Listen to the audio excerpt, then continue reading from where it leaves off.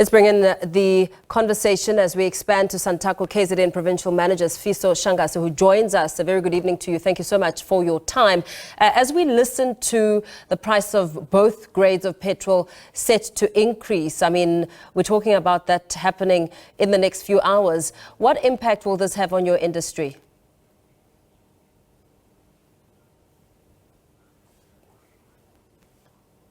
Greetings, Mpo, and the listeners at home. How are you? Very well, thank you.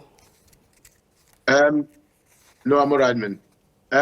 This increment of price for petrol is definitely going to have a negative impact into the public transport on the basis that the public transport itself is not subsidized, the one that we are representing.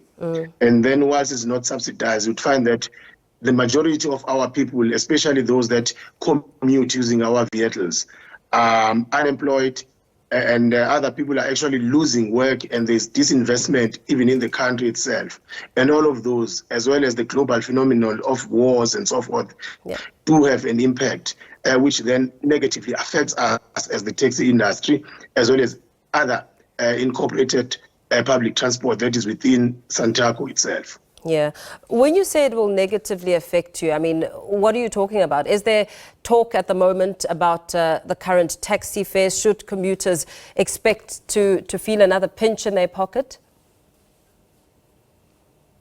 That is our challenge. When it comes to fare increments within the taxi industry, we always say we will increase our fares on the 1st of July every year. Yeah. And unfortunately, when these increments are done, as it fluctuates now and again during the course of the year, we do not increase our fares, and we have to stomach all these increments and fluctuations as minibus taxi operators.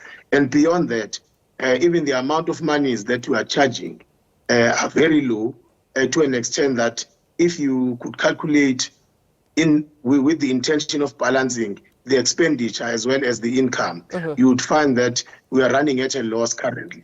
But we are always doing this with trying to cushion the kind of our target market that is boarding our vehicles. And yes, indeed, it's going to affect us negatively. Some of our vehicles might end up being repossessed, because this is one of our source of income.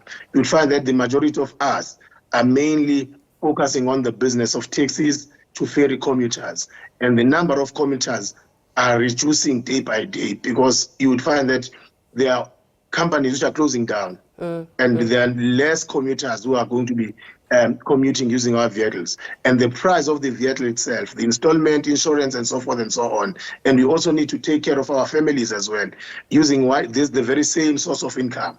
And those are the challenges that we are faced with as the minibus taxi operators in South Africa, or the public transport operators in South Africa. As you make mention of some of those challenges, I mean, talking about running at a loss, you obviously don't want to be working to run at a loss. What is the strategy around the possibilities when it comes to lucrative routes? What is the thinking there? Well, regarding the lucrative routes, it's those are long distance routes mainly. But you would find that individuals, especially that there's now competition, people have got a choice in terms of which mode of transport they intend to be transported with. The competition itself does have a bearing on us as the minibus taxi operators. Hence, we are saying, even though you could have these lucrative routes, you might find that a taxi could be on the stand for about 2 days before it could be in a position then to travel to a specific destination, which is a lucrative route as well. And people are diversifying, they're actually utilizing other modes of transportation other than minibus taxis. We now have e-hailing, which is another competitor. We're not saying that people should not use whatever they are intending to use, but this also has got an impact, on the number of people that have been utilizing our transportation now, being diverted to other transportations which are available in the country.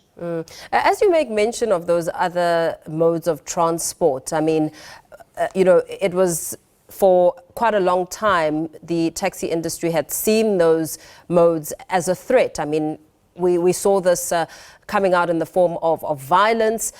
What is the thinking around it? Is it still competition? Are a lot of the taxi bosses looking and investing in other modes?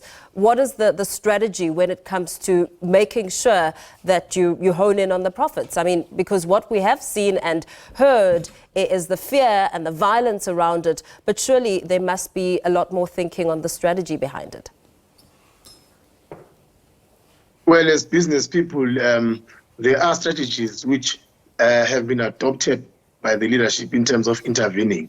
One of them is to say, let us establish an app as well, because an e-hailing is just an app that is operational. Yeah. And currently we know that the president has signed the bill to become an act. We need now to apply our minds on the content of the act itself and see how we could be able then to comply as taxi operators as well.